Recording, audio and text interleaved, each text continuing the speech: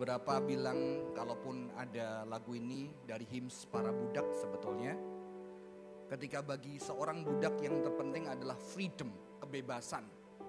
Tapi ketika ditanya, kalau kamu dapat kebebasan sama Yesus, kamu milih mana? Dia memilih give me Jesus. Karena itu lebih berharga dari segala freedom yang kurindukan dengan segala kesakitan dan harapan akan kebebasan. Yuk nyanyikan lagu Give Me Jesus. Give me Jesus.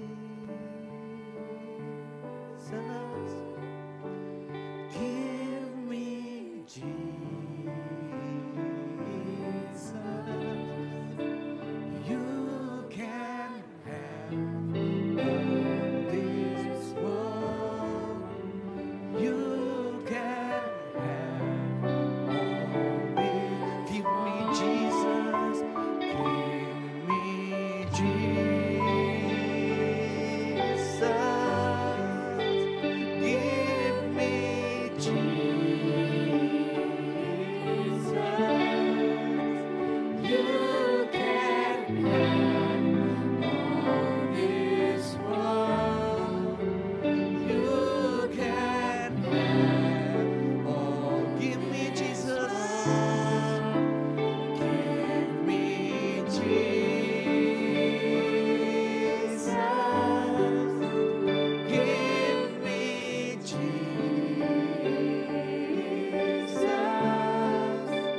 You can have all this world. You can have all this world.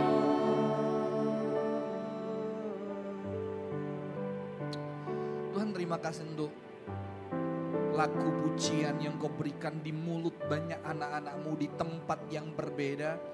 Kami bisa meresapinya, kami bisa membayangkan dan bagaimana itu juga memberkati kami sebagai anak-anak Tuhan untuk memberikan hidup kami. Untuk melihat Yesus sebagai sesuatu yang sangat berharga, bahkan paling berharga di dalam kehidupan kami. Kami akan dengerin firman Tuhan. Biarlah kami diberikan konsentrasi hari ini karena topik hari ini tidak mudah. Biarlah kami punya wawasan, biarlah kami dibukakan dan bagaimana kami juga punya kemampuan untuk melihat signifikansi dari tema ini buat kehidupan kami pribadi. Berkati hamba yang menyampaikan, boleh jadi berkat buat teman-teman di tempat ini. Di dalam nama Tuhan Yesus Kristus kami berdoa. Amin. Silakan duduk teman-teman. Siapa yang pernah mendengar tentang pasifist sebelumnya? Oke. Jadi di dalam kekristenan, teologi, ada paham yang namanya pasifist. Hari ini pendekatan saya ada doktrinal, tapi saya akan melihat secara historis. Karena ini sesuatu pandangan doktrin, tapi ketika doktrin itu dilepaskan dari historis, kita akan tidak bisa melihat pergulatannya. Maka saya mencoba memaparkan secara historis, jadi teman-teman perlu konsentrasi ya. Jadi hari ini khotbah saya agak berbeda, baru pembahasan ayat yang digunakan untuk mendukung doktrin ini, baru saya melihat secara doktrinal di sana ya. Kita percaya kita itu pasifis itu apa? Pasifis adalah sebuah pandangan yang apa? Tidak menyetujui perang. Kira-kira gereja kita pasifis enggak? GKY pasifis enggak?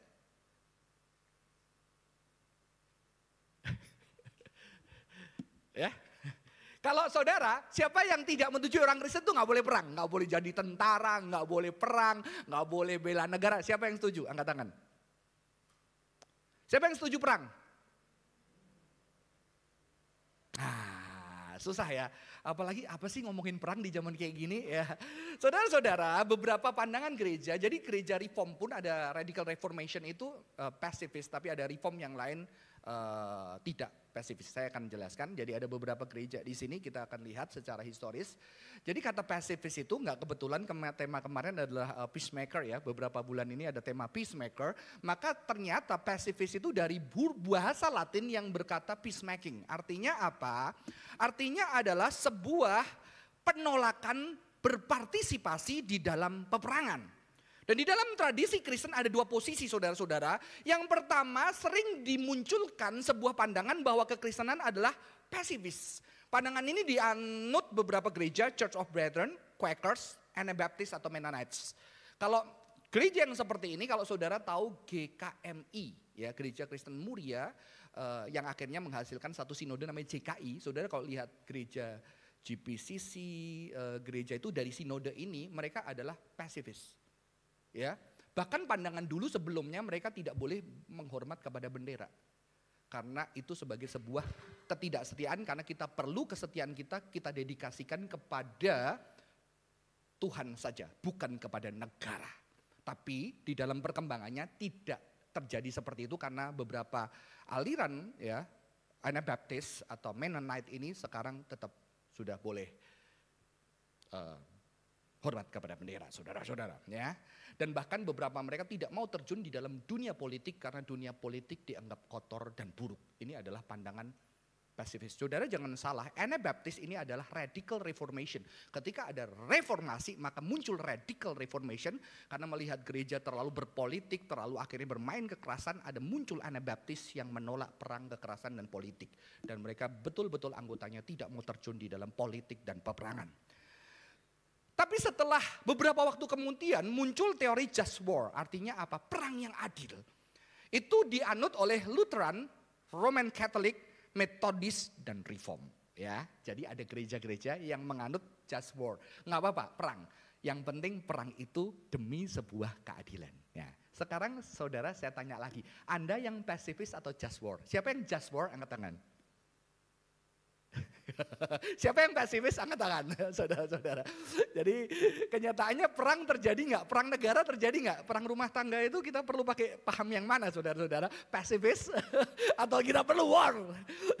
Saya makanya pakai gambar ini karena gambar ini adalah favorit film sahabat saya yang namanya Michael Christian.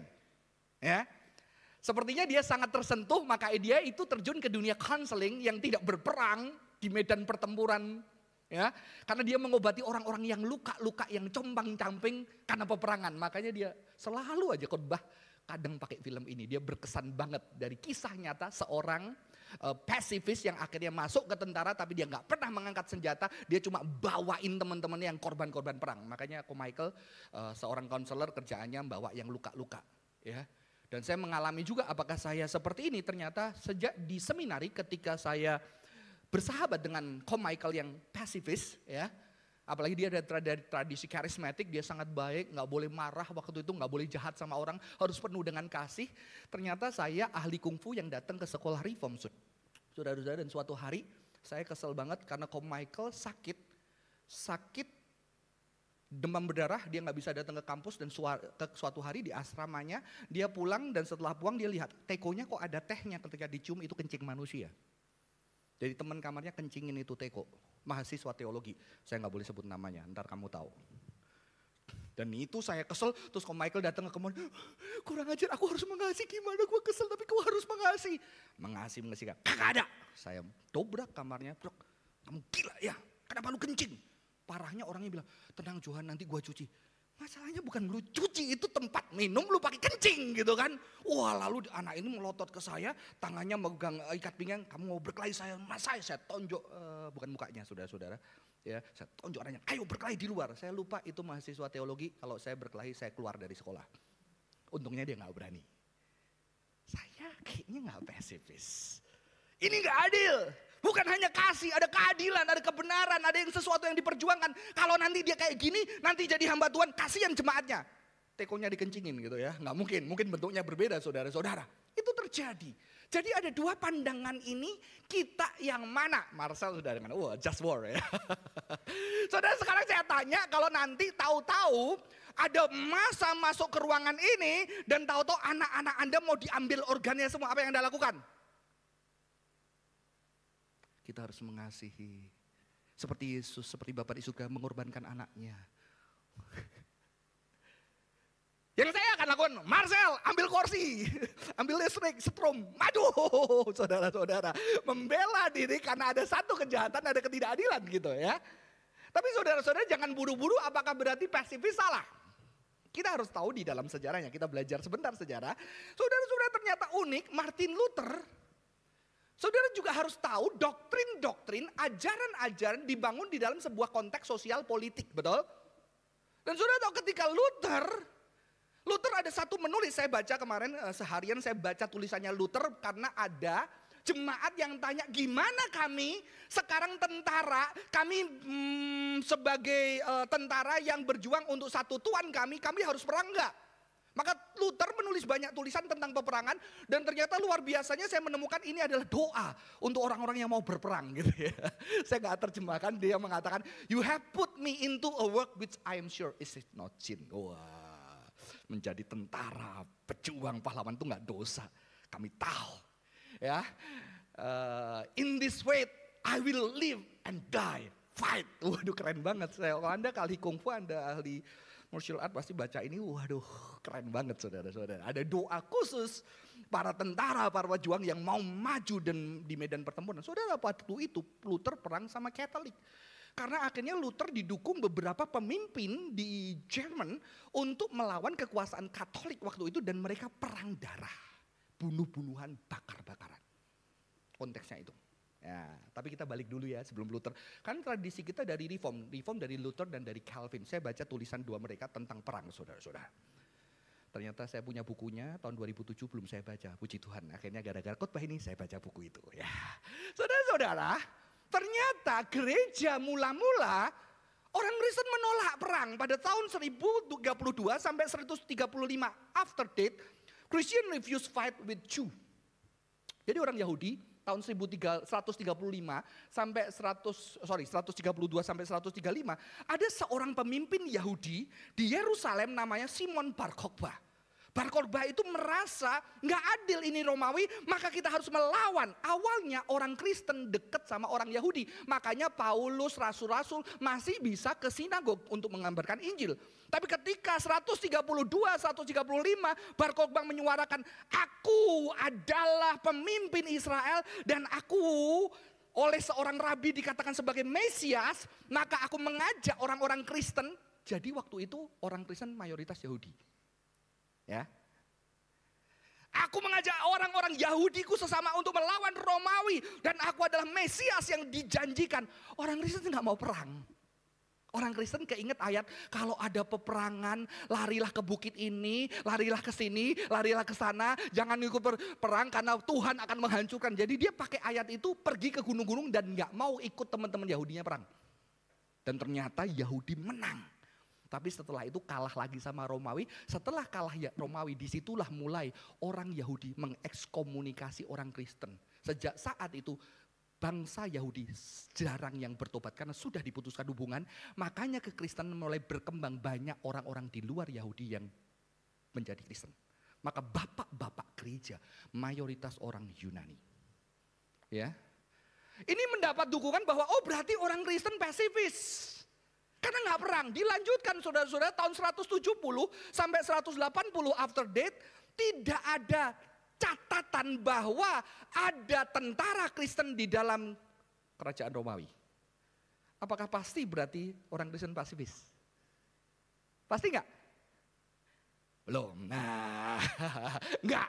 Walaupun disiksa, walaupun itu, apakah pasti orang Kristen pasifis? Tidak. Fakta-fakta ini mungkin karena bisa dia tertindas. Fakta-fakta ini bisa karena dia memang tidak setuju Mesiasnya. Beda, itu Bar Kokhba bukan Mesiasku. Mesiasku adalah Yesus, saudara-saudara. Lalu tahun 200, akhir dari 200, baru saudara-saudara banyak orang-orang atau tentara-tentara bertobat dan join di dalam kekristenan. Akhir tahun 200 mulai ada tuh. Mulai ada karena dia udah bisa masuk ke dalam kekaisaran Romawi. Jadi tidak semua kaisar Romawi menyiksa orang Kristen.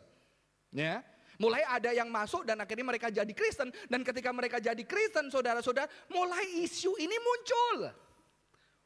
Boleh bunuh orang nggak? Alkitab bilang jangan bunuh. Kalau perang pasti bunuh nggak? Mulai muncul nih.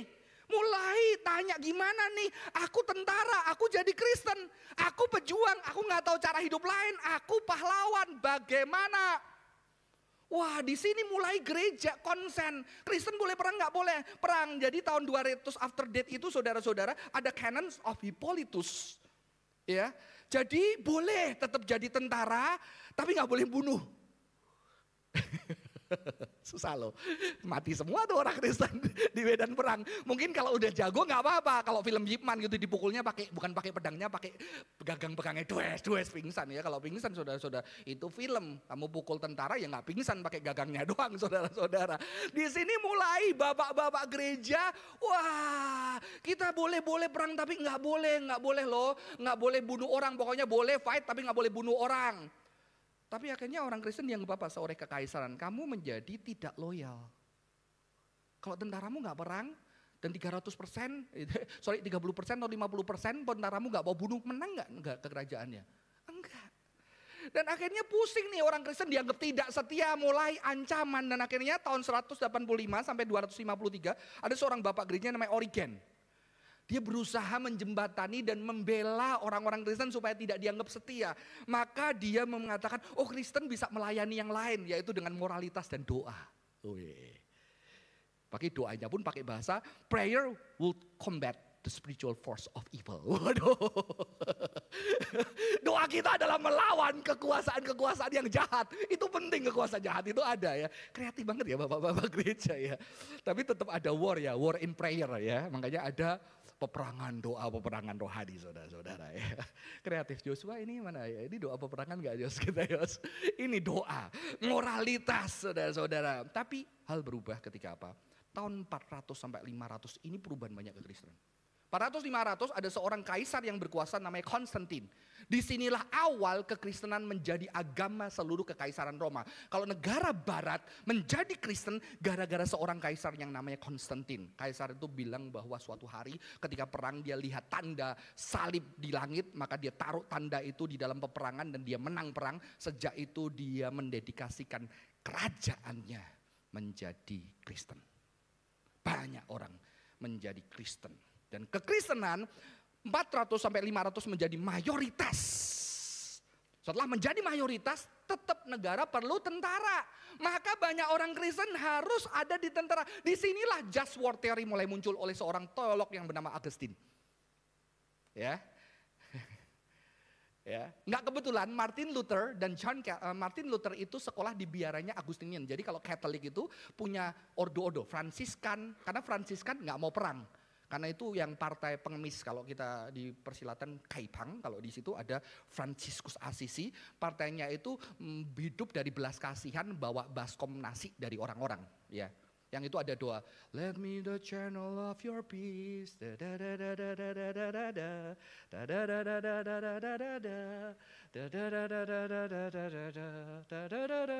itu lagunya dari puisinya Fransiskus Asisi yang pasifis. Jadi di Katolik pun ada posisi yang seperti Asisi, yang nggak mau perang. Tapi akhirnya ada seorang teolog yang Luther belajar di ordonya Agustinian, saudara-saudara. Dan Agustinus punya teori just war theory yang sebetulnya terinspirasi juga dari tulisan filsafat Plato dan Cicero, Stoic and Plato. Ya, saudara-saudara, jadi tetap ada di Alkitab karena di Perjanjian Lama penuh dengan peperangan. Ya. Makanya dulu saya ke satu gereja nggak boleh belajar martial art, ya, karena violence, karena nanti sombong. Padahal main musik juga bisa sombong, betul kan? Akhirnya saya ketemu orang reform, Agustinian, ya, filsafat dia bilang apa? Nggak apa-apa, bela diri boleh karena self defense. Karena di tubuh kita tidak pasifis karena ada sel darah putih yang melawan sel darah merah. Jadi saya berhenti jadi atlet 1 tahun, akhirnya saya jadi atlet bela diri lagi saudara-saudara. Gara-gara orang reform ya. Ini pesimis saudara-saudara, just war theory muncul di Augustine.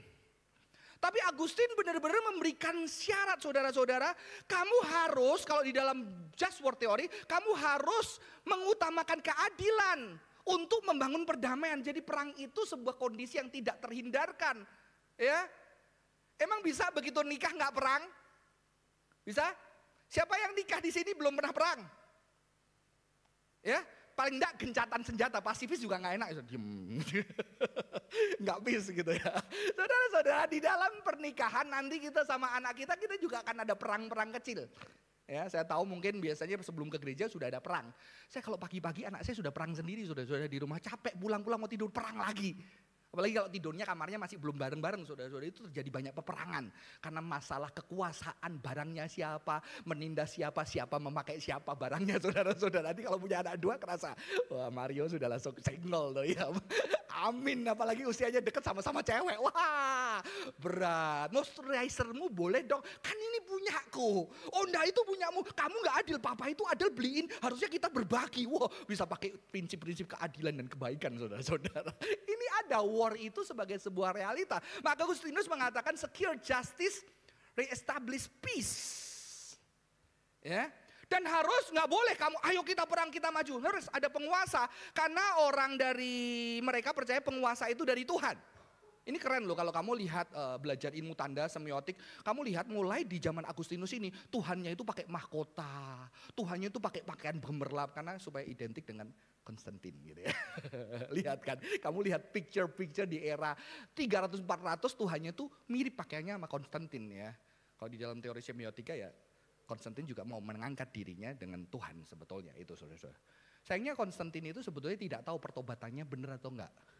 Yang pasti kekristenan jadi agama negara dan dia sebelum mati baru baptis saudara-saudara. Jadi kita nggak jelas apakah dia bertobat atau nggak bertobat. Ya, itu masih ada perdebatan sampai hari ini. Yang kedua saudara-saudara harus dilakukan oleh pemerintah lalu ditandai dengan attitude of love for the enemy. Waduh ini susah banget ya. Ini idealistik ya, tapi susah banget. Menjanjikan oposisi harus dihormati, ya, harus respect, tidak ada pembunuhan massal, tidak ada bakar-bakaran saudara-saudara. Wah ini para teolog yang harus menelurkan satu teori, harus berbicara di tengah zamannya supaya di zaman itu terjadi kedamaian. Ya, tapi dia bilang, tapi pelayan-pelayan Tuhan, ya, hamba Tuhan gitu ya, biarawan nggak boleh perang. Ya, jadi yang perang kamu saya aman. Agustinus aman, nggak usah perang saudara-saudara. Yang perang kalian karena itu sesuatu yang berdosa. Kita harus khusus. Mungkin itu dikaitkan dengan ayat, kan kamu ayat tangan Daud itu sering dipakai. Tangan Daud berlumuran darah, maka Daud tidak boleh memangin baut suci. Salomo yang tangannya belum berlumuran darah. Hal ini juga dipakai oleh beberapa teolog pasifis. Ini banyak saudara sebetulnya. Saya harus menyederhanakan secara historis saja. Banyak versinya, banyak ayat yang dipakai. Serunya kalau ada kelas ya. Saya jadi kangen sing study. Saudara, kita lanjutkan supaya tidak lama. Lalu tahun 1500 kita kan mulai ya, perang itu dibolehkan saudara-saudara. Tahun 1500 kita masuk ke abad yang namanya medieval. Abad pertengahan, Dark Ages. Ya, 500 sampai 1500. Ada Crusade, perang salib, musuhnya orang muslim, betul? Mereka rebutan Yerusalem, itu tanah perjanjian, mereka rebutan di sana. Maka itu lambangnya ya, ada salib-salib ditanda para jubah.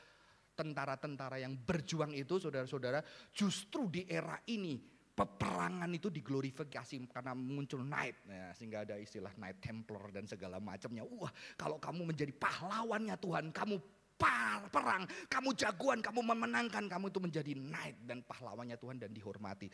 Maka terjadi the merger between violence and holiness. Jadi satu.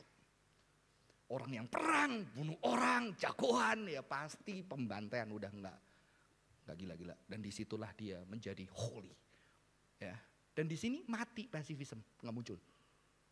Ya, dari Konstantin tadi, karena kekuasaan kan kalau pasifis merugikan. Maka akhirnya muncul just war theory. Dan ketika muncul, tahun pasifis mati sampai tahun 1200. Ayat yang favorit adalah curse is he who keeps back his sword from bloodshed. Kalau kamu menahan pedangmu mencurahkan darah, itu ada ayatnya. Kamu terkutuk. Waduh, serem juga ya. Saudara bayangkan kamu dikasih ayat ini yang selalu terkutuk kalau kamu nggak nebas dan ngeluarin darahnya orang. Ayat dari Yeremia 48 ayat 10. Favorite biblical verse. Lalu masuk ke reformasi 1500-1600. Ya, mulai unik banget ya teologi itu, sejarah itu unik banget. Saya jadi ngerti, oh ternyata teologi itu terbangun di dalam konteks sosial politik itu berpengaruh. Makanya kita nggak boleh ketika kita bicarain doktrin berarti boleh perang atau nggak boleh perang. Hati-hati. Ya, karena teologi itu dibangun di dalam sebuah story, ada pergulatan politik. Kalau nggak boleh perang di zaman Konstantin bahaya juga. Ya, tapi kalau perangnya keterusan sampai kayak medieval yang Crusade itu danger juga. Jadi wajah agama, apalagi kalau kalian nonton film-film kuno itu apa sih film-film yang orang-orang yang Vikings, banyak Viking jadi Kristen dan dia kan menyembahnya adalah dewa perang. Ketika dia menyembah dewa perang dan dia suka menyurahkan darah dan harus mati sebagai pahlawan, begitu ketemu Crusade, wah. Cocok saudara-saudara, kesadisan itu bisa ada di dalam sebuah negara Kristen. Ya. Nah, ini berkembang ketika di dalam abad reformasi, Renaissance. Ya, Renaissance itu adalah sebuah abad yang berbeda. Ya, semoga masih bisa ikutin ya. Kita sedikit sejarah. Jadi waktu medieval itu semua dikuasai gereja. Kamu nggak bisa sekolah kalau kamu nggak sekolah menjadi biarawan atau biarawati. Yang bisa baca, yang bisa nulis, biarawan. Jadi kamu harus sekolah. Kalau kamu nggak jadi biarawan, kamu nggak boleh sekolah. Kamu bisnis aja, kamu kerja aja. Kamu dengerin sermon-sermon dari pembiarawan. Ya, maka ada kisah di abad medieval seorang tokoh yang bernama Abelard. Dia tokoh filosof teolog yang hebat. Ternyata akhirnya dia jatuh cinta sama muridnya yang namanya Helois. Ketika jatuh cinta, teolog yang hebat ini hamilin Helois, saudara-saudara, hamil akhirnya ya dia gimana ya, akhirnya dia mau nikahin Helois tapi diam-diam supaya reputasinya tidak hilang. Ini teolog besar di dalam dunia teologi Kristen. Ya. Ketika nggak dikawinin akhirnya Helois mau dinikahin diam-diam supaya dia tetap sebagai yang orang yang bertanggung jawab tapi dia tetap punya karir. Karena kalau dia tidak jadi mang lagi dia nggak bisa punya karir secara teologi dan berkat yang besar hilang dia terhadap gereja. Wah tapi luar biasanya dan Helois ini menjadi seorang yang dihargai feminis karena kali itu wanita itu bilang aku tidak perlu dinikahin kamu. Karena kamu penuh dengan las ya. Tapi lebih baik kita menjadi sahabat, dia masuk sebagai biarawati ya. Dia tulis tulisan surat sampai mati sama Abelard. Saya lagi baca surat-surat cinta mereka saudara. Sangat teologis, sangat filsafat ya. Akhirnya mereka mati dikuburin bareng-bareng di Perancis. Wah Perancis sangat romantis ya. Baca tuh, itu orang-orang feminis sangat kagum dengan yang namanya Helois. Ini medieval. Tapi Renaissance beda, ketika Renaissance mulai muncul university di luar gereja. Universitas mulai muncul sehingga orang awam punya uang, kamu bisa mulai belajar. Kamu bisa mendapatkan pendidikan. Jadi gereja bukan satu-satunya tempat pendidikan. Liberal arts muncul di situ saudara-saudara di dalam pendidikan. Dan ketika mulai berkembang pendidikan di dalam gereja itu saudara-saudara, ya, mulai teknologi berkembang dan ada bangunan-bangunan yang megah dan mewah. Ternyata ketika berkembang muncul cannon. Perang udah beda. Damage-nya beda. Hancurnya beda. Begitu cannon boom, bangunan yang megah roboh. Orang tentara-tentara Templar yang jagoan kena kanan tiar, kakinya lepas, putus. Ya. Maka kalau Anda percaya Jesuit itu ada satu tokoh Katolik yang melawan reformasi, Jesuit dulu dia kesatria saudara-saudara tahu kena kanan kakinya. Jadi dia pincang saudara-saudara nggak bisa perang lagi. Bahaya beda. Maka orang mulai memikirkan. Mulai muncul lagi gerakan pasifis dari teolog-teolog. Ya, teolog yang ada satu namanya Thomas More sama Erasmus. Jadi ini reformasi. Jadi kalau reformasi dari Protestan, ada reformasi Katolik namanya Erasmus, saudara-saudara. Itu temannya Luther. Ya, tapi dia tetap di gereja Katolik, tapi dia mereformasi ke gereja Katolik. Luther mereformasi keluar dari gereja Katolik karena dia diekskomunikasi. Dan disinilah mulai saudara-saudara, Christ did not advance his kingdom by force but through love and kindness. Mulai muncul lagi berita-berita kasih dan kebaikan yang anti perang. Tapi ternyata di saat yang sama juga reformasi, Renaissance menghasilkan reformasi. Saudara, semboyan Renaissance itu adalah back to the source. Sola. Makanya Luther terinspirasi dari filsafat Renaissance punya semboyan back to the Bible. Karena source-nya Bible, back to the source. Ya, kayak kita kayak kuliah ya hari ini, maaf ya. Saudara-saudara, Luther bilang apa? Sama Calvin, Zwingli itu parah. Zwingli itu salah satu tokoh reformasi. Saudara kalau tahu kenapa di gereja-gereja Kristen sudah nggak ada gambar Yesusnya, patungnya Yesus, itu gara-gara Zwingli. Zwingli itu benar-benar membuang segala icon-icon di dalam gereja. Dan dia mati perang. Itu salah satu tokoh reformator, Ulrich Zwingli. Kalau Anda lihat fotonya, patungnya bawa pedang, bawa Alkitab, saudara-saudara. Wah, ini saking just war-nya orang-orang reform, saudara-saudara. Ya, kalau gereja kita udah nggak ada patung-patung itu karena Zwingli. Ya. Dan Martin Luther ini bilang nggak bisa, harus perang, karena kalau enggak juga Luther mati. Luther harus disembunyikan oleh prince untuk supaya dia tidak dibunuh. Dan saudara, ternyata di reformasi, the religious war that follow of the Reformation were some of the most violent in all European history. Paling sadis. Toto orang Kristen diundang, kayak perdamaian, toto dibakar hidup-hidup. Nanti orang Katolik apa? Wah, Kristen sama Katolik perang gila-gilaan di sini. Jadi kita mau yang mana? Tetap just war. Kalau saya nggak just war nanti nggak GKI. Reform just war, saudara-saudara. Saya cuma mau mengajak kita melihat sejarah untuk kita bisa melihat. Ini naik turun di dalam sebuah konteks pergulatan. Ya, saya sedikit lanjutkan.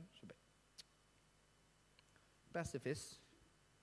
You shall not murder. Love your enemies. Love your neighbor. Itu menjadi sebuah ayat-ayat yang dahsyat. Yang menjadi fondasi bahwa kita nggak boleh perang, kita harus mengasihi, kita nggak boleh membunuh. Ya. Tapi kesulitan daripada pasifis adalah ada ayat-ayat lain. Ada ayat-ayat lain, saudara-saudara, yang mengatakan emperor ya itu dikirim oleh Tuhan untuk menghukum yang salah. Betul? Maka pasifis itu ada yang berkembang mengatakan, oke, pasifis, aku nggak mau politik, aku nggak mau war, aku nggak mau jadi tentara, tapi boleh kalau tentara yang adalah kerajaan dunia melakukan itu, gitu loh. Jadi ada tengah-tengahnya, saudara-saudara. Apakah saudara mau di tengah-tengah? Saya juga nggak mau di tengah-tengah sih. Ya, ini yang terjadi. Yang kedua, the sword itu diinstitusikan Tuhan melalui pemerintah untuk menghukum yang jahat, memelihara kebaikan dan memelihara perdamaian. Kita tetap perlu keadilan, kita tetap perlu hukum. Kadang-kadang peperangan tidak terhindarkan, saudara-saudara. Maka itu di just war ini panjang syaratnya, setahu saya nggak mungkin nyamain ada 8 syarat. War itu boleh. Yang satu, saudara-saudara, harus ada kesetaraan, harus ada, nggak boleh violence yang diumbar, nggak boleh ada kebencian, nggak boleh ada setelah itu violence yang banyak hal syaratnya, yang bahkan ada satu syarat yang konyol, harus memastikan bahwa keadilan yang menang. Itu kayaknya konyol banget ya. Gak bisa kalau keadilan yang menang, ya gak usah perang. Orang yang mau perang sama kamu gak mau, saudara-saudara. Kalau perang itu mereka masih percaya ada potensinya, walaupun kalah aja kalau menurut Sun Tzu bisa menang, saudara-saudara ya. The art of war bisa. Jadi banyak alasannya, banyak syaratnya. Dan tidak kalah berbahaya. Kadang just war itu juga dipakai untuk mendukung peperangan hari-hari ini, betul?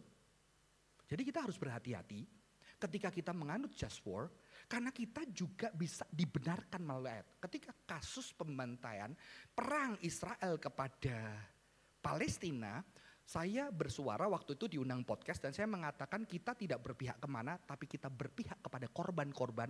Korban itu ada di dua belah pihak, ada di Israel, ada juga di Palestina. Sekarang yang lagi banyak di Palestina, tapi ada. Dan itu mereka punya keluarga, mereka punya tangisan yang berbeda, saudara-saudara.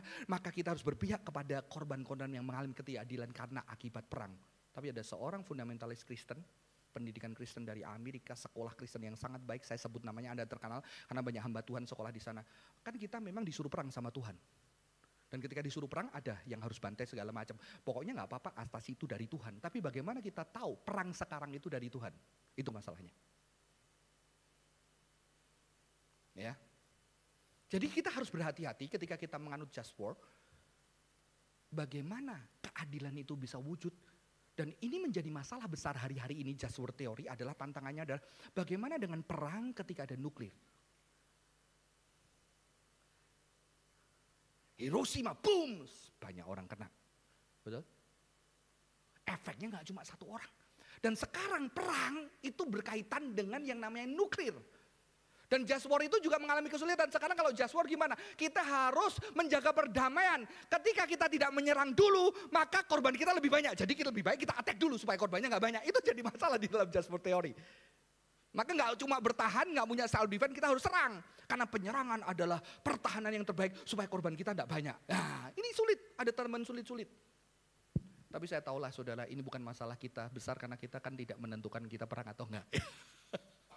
Tapi paling enggak kita tahu wawasan ini, sehingga ketika kita menyetujui ada war boleh, karena tidak mungkin kita tidak menyetujui enggak ada war juga, betul? Karena bayangkan saudara punya anak Anda mau dilecehkan orang, dikeroyok berapa orang, apa yang Anda lakukan? Walaupun saya pasti kalah, saya akan angkat senjata, saya akan lawan sampai nyawa saya hilang kalau itu harus terjadi. Ada yang bapak nggak kayak gitu, Marcel gitu nggak saudara? Udah nggak apa-apa, aku kasih anakku, Josephine, nggak usah Marcel kayak gitu, kamu Sel, ayo tak bantu gitu ya. Nggak boleh, war gitu ya. Saudara-saudara nggak mungkin juga secara pasif penuh. Maka saya memilih jalan non-binary thinking. Tetap reform, evangelical, GKY, just war. Tapi just war punya pergulatan nuclear war gimana? Ya, punya catatan-catatan banyak yang kita juga harus berhati-hati dan kita juga bisa mengkritisi orang yang pakai just war teori. Sorry, US banyak pakai just war teori untuk perang. Dari fundamentalist Christian, evangelical, mendapatkan banyak dukungan untuk mereka perang ke Vietnam, kemana? Ke Irak, kemanapun atas nama keadilan dan peace. Padahal kita juga tahu di balik itu tidak punya keadilan dan peace. Ada politik, ekonomi yang juga melampaui batasan kita. Jadi kita harus peka juga. Just war bisa menjadi alat untuk orang melakukan ketidakadilan. Menindas atas nama kedamaian dan ketidakadilan. Yang satu penting. Maka saya memilih non-binary. Walaupun saya just war, tapi kadang-kadang di dalam konteks tertentu, contohnya ketika Templar bersuara yang begitu keras, perlu suara-suara pasifis saudara-saudara untuk meneriakkan yang ekstrim selanjutnya. Ya. Tapi ketika pasifis terlalu parah, kita perlu suara just war. Contohnya ketika ada pelecehan di gereja oleh tokoh-tokoh tertentu yang akhirnya dilindungi oleh institusi-institusi yang ghosting cewek, korban cewek banyak orang, itu mau pasifis atau just war? Kita harus meneriakkan keadilan, kita harus menyuarakan saudara-saudara, karena kalau itu korbannya adalah adik-adik kita, jemaat kita, kita harus ada dalam tangisan mereka. Banyak orang bilang udah berdamai aja.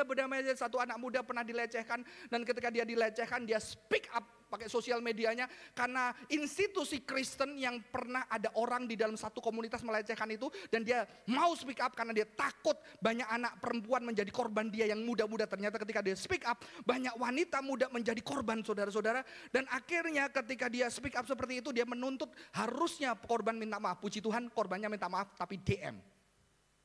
Dan ketika itu dia harus berani publik karena dia melakukannya ke banyak orang gitu ya. Anak muda ini dikatain apa? Kamu itu nggak ada kasih, nggak ada pengampunan, kamu harusnya tidak penuh dengan pertikaian gini-gini. Kasihan, korban dituduh mengasihi, mengampuni. Saudara ada seorang teolog yang juga korban rape. Dia mengumpulkan wanita-wanita yang korban rape dan dia ngomong apa? Berita kasih dan pengampunan Kristen itu menyakiti kami. Karena kami butuh juga Tuhan yang adil, yang meneriakkan keadilan, yang menghukum orang yang melakukan kejahatan. Dan Tuhan yang bersama-sama kami mengetahui penderitaan kami. Karena kamu tidak pernah dilecehkan, sehingga kamu maafkan, pengampunan, semua dalam rencana Tuhan. Kamu tidak pernah di dalam korban itu. Ya? Maka saya memilih non-binary thinking. Jadi just war perlu. Tapi dengan catatan-catatan, kadang-kadang kita harus pasifis. Ketika apa? Ketika seseorang mengatakan ini harus diperangi, ini harus diperangi. Tapi kita melihat banyak permainan politik, kepentingan pribadi-pribadi yang mau bertikai. Kita harus memilih jalan pasifis, saudara-saudara. Dan kita tidak mau turut campur memilih posisi kita. Karena kita tahu semua menggunakan permainan atas nama kebenaran, atas nama kasih, atas nama firman. Untuk mendukung kelompok kepentingan pribadi. Ya, non-binary thinking. Dan non-binary thinking bagaimana? Accept that tragic wars are still part of life. War itu tragic. War itu gak enak. Makanya pertikaian keluarga juga gak enak. Pertikaian sama anak gak enak. Tapi itu adalah realita kita hidup di dalam dunia. Yang setiap orang mulai memperjuangkan haknya.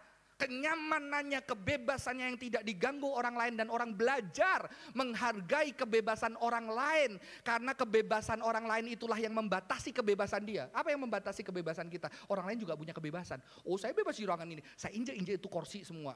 Anda gak nyaman karena Anda juga punya kebebasan untuk tenang. Ada kebebasan yang harus dihargai. Maka manusia sedang berjuang untuk bisa hidup bersama. Dan kedua, awareness of the context. Kita harus sadar ketika ada peperangan kita lihat konteksnya. Yang perang siapa, masalahnya apa, dan bagaimana kita menempatkan diri di posisi. Bukan berarti kita selalu pasifis. Karena kadang-kadang ketika ada yang mengalami ketidakadilan, kita harus take aside. Yesus objektif, Yesus berpihak enggak? Berpihak kepada yang mengalami ketidakadilan. Jadi kekristenan itu bukan tidak berpihak kepada siapapun. Dia berpihak, saudara-saudara. Tapi kalau sudah sama-sama tidak adil, sudah menyerang, Anda harus menarik diri dan mengatakan aku tidak berpihak di sana. Karena semua sedang mempermainkan keadilan dan kebenaran. Dan aku berjuang untuk tidak mempermainkan keadilan dan kebenaran. Jadi kita harus aware konteksnya. Aware masalahnya. Yang setiap konteks berbeda. Kita lihat tadi sejarah perang ternyata beda pandangannya. Masalahnya beda. Yang terakhir, saudara-saudara. Endless effort to bring justice, peace, and love. Perang pasti ada. Drama gereja, drama komsel. Ya. Tanya tuh leader-leader di sini kadang-kadang udah nyerah, udahlah. Ya. Drama majelis, drama sinode, ya. Drama keluarga kecil, kita semua punya drama, saudara-saudara. Tapi biarlah itu justru memanggil kita. Bagaimana kita bisa mendatangkan keadilan, mendatangkan damai, mendatangkan cinta di saat. Saya tahu itu justru tidak mudah selesai. Mungkin sampai akhir hidup kita tidak selesai. Tapi marilah kita di dalam peperangan-peperangan kita sehari-hari. Di tempat kerja bagaimana kita berjuang untuk mendatangkan keadilan, mendatangkan damai, dan mendatangkan kasih di sekitar kita. Jadi jawabannya apakah just war ataupun pasifis, saudara-saudara? Ya, gereja kita just war, reform just war. Tetapi kita juga punya kekritisan.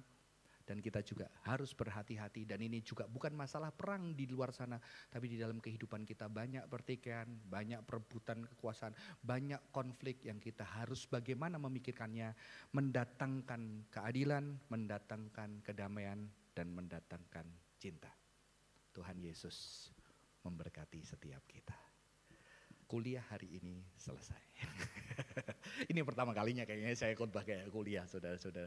Dan satu ayat lagi yang digunakan Tuhan Yesus, ya. Ketika Yohanes membaptis orang, ada tentara datang, bagaimana aku sebagai tentara? Yohanes bilang, tetaplah menjadi tentara, perjuangkanlah keadilan dan kebenaran dan kasih. Dan kita tidak perlu menjadi tentara. Setiap hari kita berjumpa dengan peperangan, pertikaian, permusuhan. Bagaimana kita mendatangkan keadilan, kasih, kebenaran.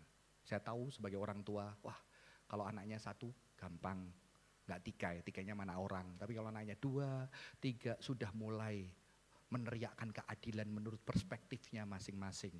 Meneriakkan cinta, dan kadang-kadang mereka tidak mau berdamai. Nanti kalau mau damai, ayo saling memakan, sorry.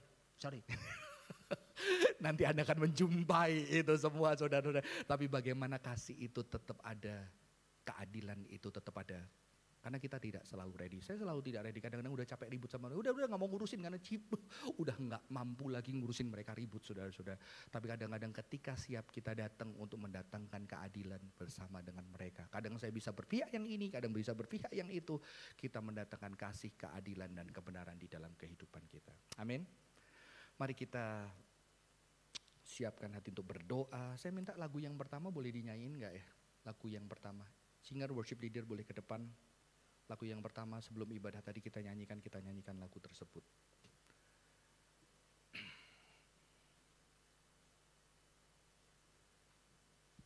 Boleh nggak bilang sama kanan kiri, perjuangkan keadilan, perdamaian dan kasih. Coba, perjuangkan keadilan, perdamaian dan kasih. Oke, mari kita bangkit berdiri, kita pujikan lagu ini.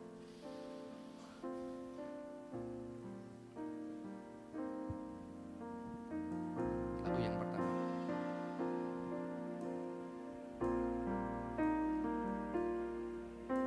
Sungguh besar setiamu, nyata di sepanjang hidup.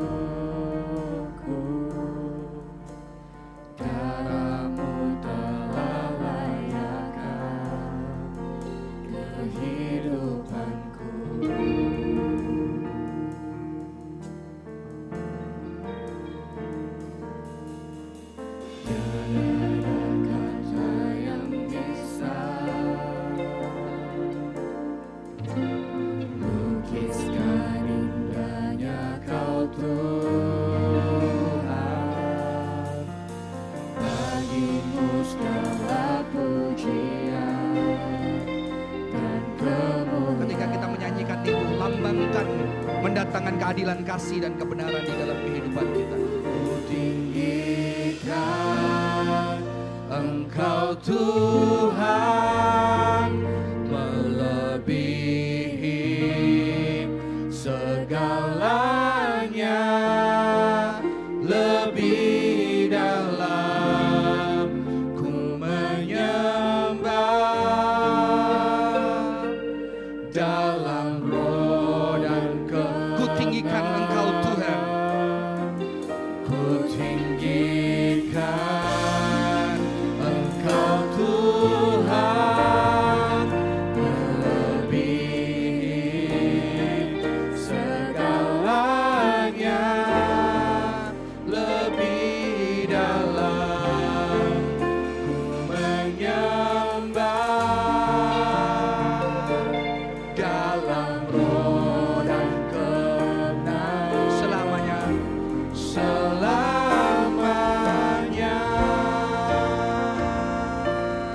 Mari kita pejamkan mata. Kita adalah sebagai kepala keluarga, orang tua, kita juga sebagai anak. Kita di tempat kerja sebagai pemimpin, juga mungkin karyawan, rekan kerja, di tempat studi kita sebagai juga anak-anak Tuhan yang dikirimkan di sana. Mari coba refleksikan, adakah satu ketidakadilan yang kita jumpai yang terjadi? Ketidakadilan, pertikaian yang tidak selesai, yang kita jumpai di sekitar kita, atau mungkin di rumah kita sendiri. Dan bagaimanakah firman ini, hari ini bagaimana kita berjuang, dipakai Tuhan di sana, walaupun tidak mudah karena kita tidak selalu ready, ada kalanya kita lemah. Bagaimana kita mendatangkan kasih, mendatangkan perdamaian, mendatangkan keadilan buat orang-orang di sana semampu kita. Maukah kita berjanji, Tuhan, aku mau berjuang sampai akhir hidupku, mendatangkan kasih, perdamaian, dan keadilan. Ada sesuatu yang sulit, aku harus keluarkan banyak energi, pikiran juga. Tapi biarlah di keluargaku, di tempat kerjaku, di pertemananku, aku berjuang untuk mendatangkan kasih, keadilan, dan perdamaian. Sehingga Tuhan dimuliakan dan ditinggikan. Terima kasih Tuhan buat hari ini, buat firman-Mu. Biarlah kami boleh menjadi pembawa damai. Pembawa damai yang juga mendatangkan keadilan. Dan yang terutama menyatakan kasih Tuhan di keluarga kami, di tempat kerja kami, di dalam pertemanan kami, di dalam komunitas kami, biarlah kami boleh mendatangkan itu, berjuang setiap harinya dengan anugerah dan pertolongan Tuhan. Terima kasih Tuhan, di dalam nama Tuhan Yesus kami